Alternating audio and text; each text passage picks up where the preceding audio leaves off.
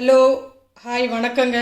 இன்றைக்கி நான் என்ன உங்களுக்கு செஞ்சு காமிக்க போகிறேன்னா, ஒரு ஸ்வீட்டை வச்சு சோமாஸ் எப்படி பண்ணுறதுன்னு தான் செஞ்சு காமிக்க போகிறேன். ஸ்டப்பிங்காக ஒரு ஸ்வீட் வைக்க போகிறேன். அது என்ன ஸ்வீட்டு நான் உங்களுக்கு இப்போ காமிக்கிறேன்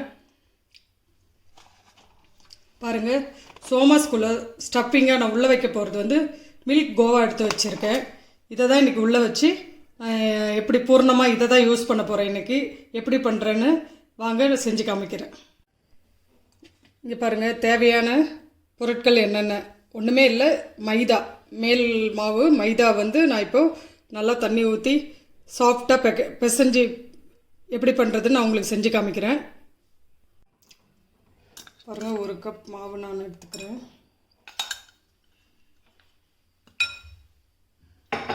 ஒரு கப் மாவுக்கு ஒரு பிஞ்ச் இல்லை, ஒரு 1/4 டீஸ்பூன் கூட உப்பு போட்டுக்கோங்க. அப்புறம் குக்கிங் ஆயில் ஊற்றிக்கலாம், கொஞ்சம் பட்டர் போட்டுக்கலாம்.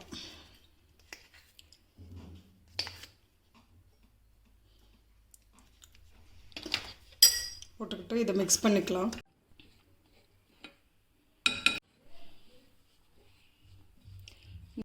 இங்கே பாருங்கள், பட்டரு, சால்ட்டு, ஆயிலு, மாவு இது நாலுமே சேர்த்து நல்லா ஃபஸ்ட்டு இப்படி எல்லாம் ஒன்று சேர்த்து கலந்து விட்டுக்கோங்க.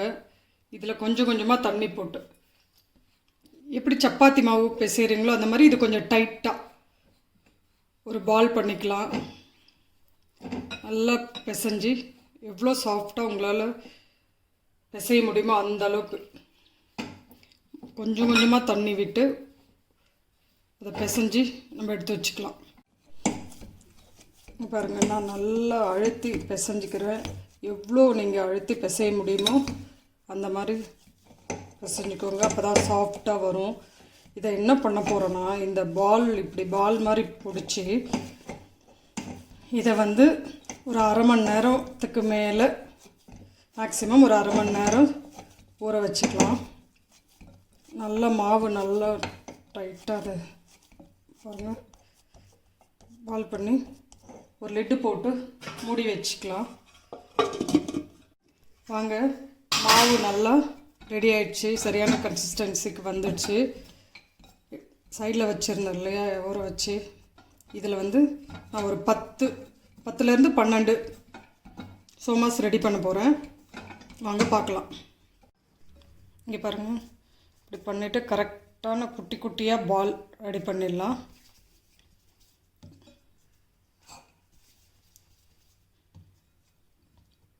எனக்கு 12 பால் வந்திருக்கு. இதில் தான் நான் சோமாஸ் பண்ணி காமிக்க போகிறேன். உங்களுக்கு எப்படி பண்ணுறதுன்னு காமிக்கிறேன் வாங்க. கொஞ்சம் மேலே மாவு போட்டுக்கிட்டு திரி மாவு போட்டுக்கோங்க. இதில் வந்து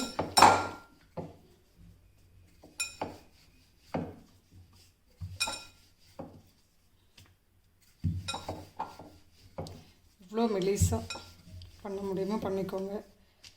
இதை வந்து அப்படியே கையிலையும் பண்ணலாம். இது மடிக்கிறது வந்து கையிலையும் பண்ணலாம். என்கிட்ட அச்சு இருக்குது, அச்சு இருக்கவங்க அச்சில் பண்ணிக்கோங்க. இல்லாதவங்க அதை கையில் பண்ணி மடித்து டிசைன் போட்டுக்கலாம், ஒன்றும் பிரச்சனை இல்லை.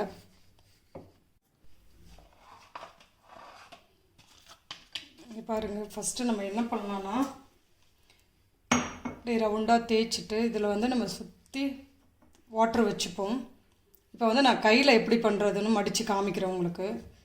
பாருங்கள், இந்த கோல் ரவுண்ட் ஷேப்பில் இப்போ நான் வந்து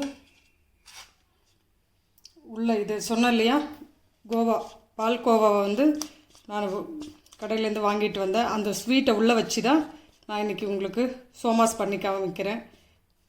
பாருங்கள்,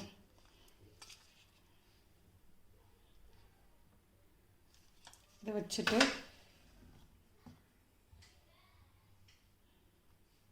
தண்ணி தொட்டுக்கோங்க.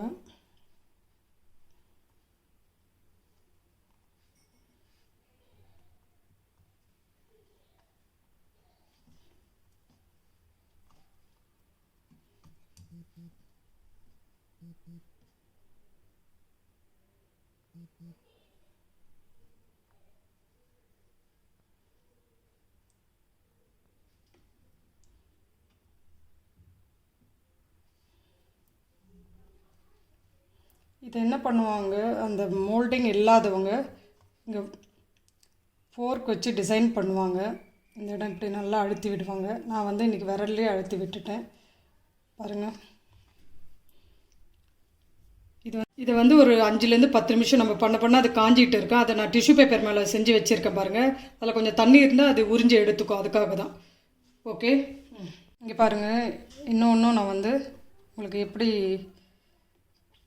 கையிலேயே டிசைன் பண்ணுறதுன்னு இன்னொரு டிசைன் காமிக்கிறேன்.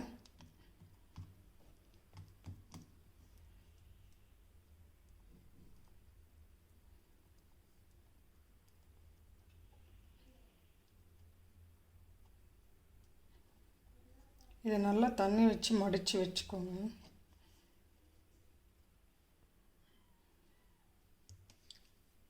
இன்னும் இப்படி நல்லா இப்படி ஃபோர்க் வச்சு டிசைன் பண்ணிக்கோங்க. இங்கே பாருங்கள்.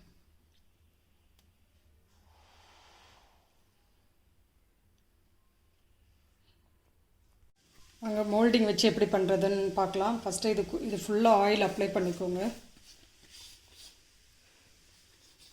பண்ணிவிட்டு இதுக்குள்ளே நம்ம பூரி மாதிரி தேய்ச்சி வச்சுருக்கோம் இல்லையா, இங்கே வச்சு இதெல்லாம் நல்லா இப்படி ப்ரெஸ் பண்ணி விட்டுக்கிட்டு இதுக்குள்ளே நம்ம என்ன பண்ணலாம், இதுக்குள்ளே பூர்ணம் வச்சுக்கலாம்.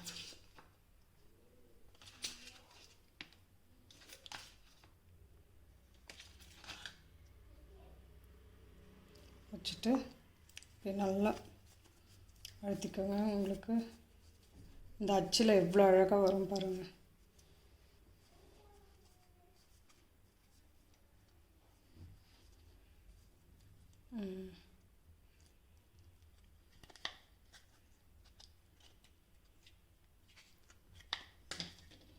பாருங்கள்.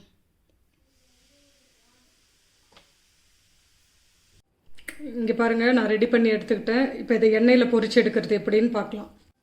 ஒரு கடாயில் எண்ணெய் ஊற்றி வச்சுக்கலாம். அது சூடாகட்டும்.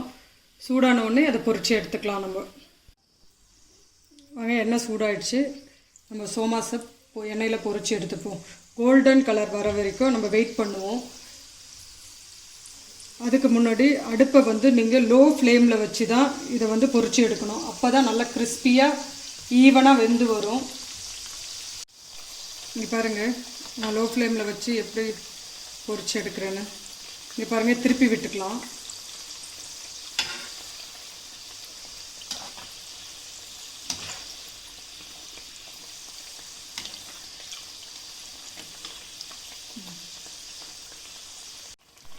இங்கே பாருங்கள், நல்லா கோல்டன் கலரில் வந்துடுச்சு. செவந்து நல்லா கிறிஸ்பியாக வந்துடுச்சு. இங்கே பாருங்கள், ஆயிலில் வந்து இந்த பபுள் எல்லாம் கொஞ்சம் கொஞ்சமாக ஸ்லோவாக அடங்கிடுச்சு. இந்த ஸ்டேஜில் நம்ம வெளியே எடுத்துடலாம். இங்கே பாருங்கள், சுட சுட சுவையான சோமாஸ் ரெடி ஆகிடுச்சு. இது ஈஸியாக ஒரு பால்கோவா ஸ்வீட்டை வச்சு எப்படி ரெடி பண்ணணுன்னு தான் நான் உங்களுக்கு செஞ்சு காமிச்சேன். இதை நீங்கள் வீட்டில் செஞ்சு பார்த்துட்டு எப்படி இருக்குன்னு சொல்லிவிட்டு எனக்கு கமெண்ட் பண்ணுங்கள். பிடிச்சிருந்தால் லைக் பண்ணுங்கள், ஷேர் பண்ணுங்கள், மெயினாக சப்ஸ்கிரைப் பண்ணுங்கள்.